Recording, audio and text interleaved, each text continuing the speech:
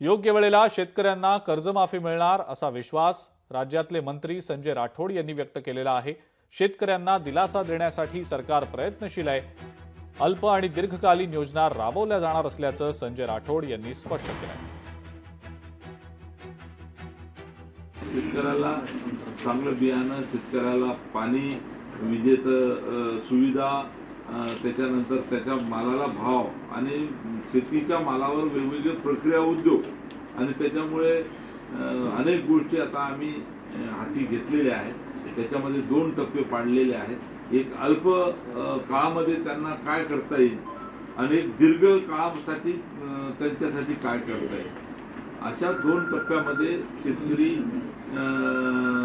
महाराष्ट्रातला कसा सुजलाम सुफलाम करता येईल, त्याच्या घरामध्ये आनंदाने समृद्धी कशी आणता येईल, हा खऱ्या अर्थानं मानस आमच्या महायुती सरकारचा आहे।